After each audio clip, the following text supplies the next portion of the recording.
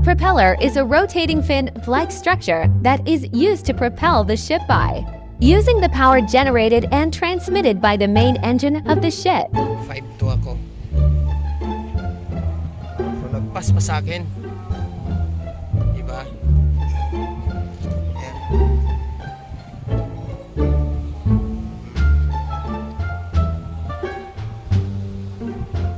So, ganyan kalaki. Pero, may mas malaki pa dyan.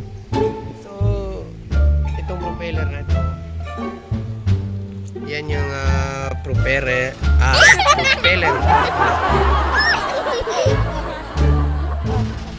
So, kanyang kalaking barko, si MBGP.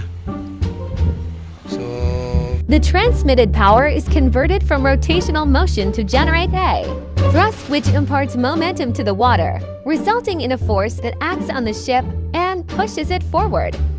So, lagpas pa sa akin, no? A ship propels on the basis of Bernoulli's principle and Newton's third law.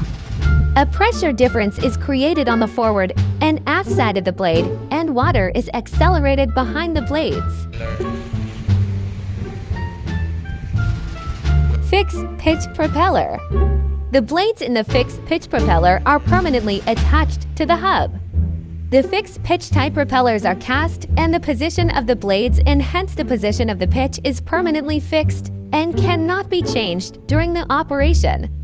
They are normally made from copper alloy, bronze, or manganese to prevent them from rusting and make them much more stronger. Sa libro-libro lang. Actual talaga. No? So, imagine ninyo, ito yung kamay ko. Yan, kung gaano yan kalaki. No? Oh.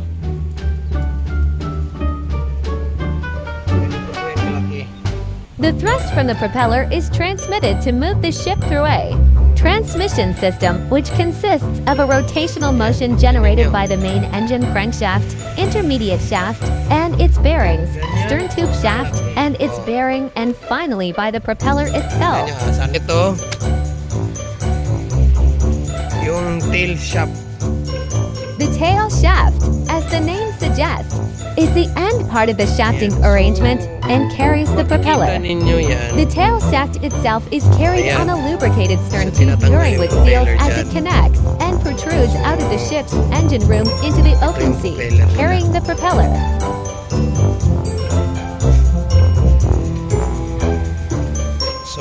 Rudder. Part of the steering apparatus of a boat or ship that is fastened outside the hull, usually at the stern. The most common form consists of a nearly flat, smooth surface of wood or metal hinged at its forward edge to the stern post. It operates on the principle of unequal water pressure. So, tinanggalan kasi yan. Nakikita ninyo. Diyan. Tinanggalan yan. Tapos, tinanggalan, nilinis. So, ganyan kalaking barko. The hull of a ship is the most notable structural entity of the ship. To define the hull, it can be said that it is the watertight enclosure of the ship, which protects the cargo, machinery, and accommodation spaces of the ship from the weather, flooding, and structural damage. Length of waterline. The length of the ship's hull at the summer load line is the length of waterline for the ship. This length plays an important role in the calculation of hydrostatics of the ship, as well as propeller design calculations. Length overall. The overall length is the measurement of distance between the aftmost and forwardmost point of the ship's hull. It is primarily used to design the ship's plans for docking and undocking.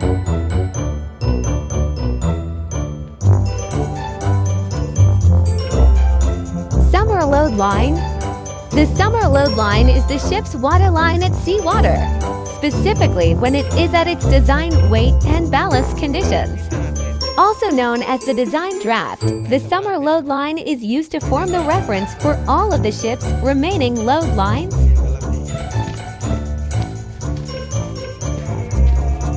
Tapos, ayan. Okay, akyat tayo.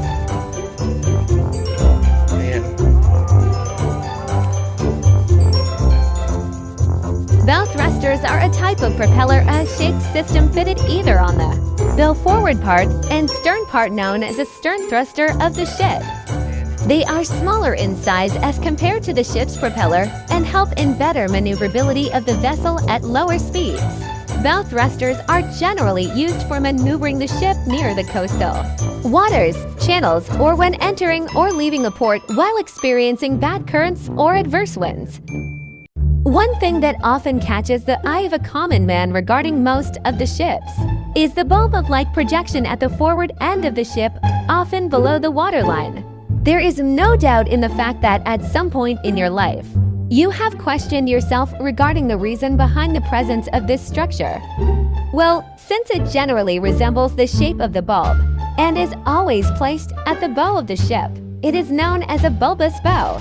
Let's look back to about 100 years from now. Remember Titanic? You must have observed it didn't have a bulbous bow. But try having a look at the bows of modern cruise ships, container ships, LNG carriers, research vessels, etc. All of them are characterized by a bulbous bow. Not only monohull ships. Today, almost even catamarans are equipped with a bulbous bow rather than straight bows. Why? When a ship surges, it generates its own Kelvin waves. If you learned something and enjoy this video, consider hitting the like button and ask you to subscribe and hit the notification bell so that you get update every time I upload a new video. Thanks for watching. God bless you.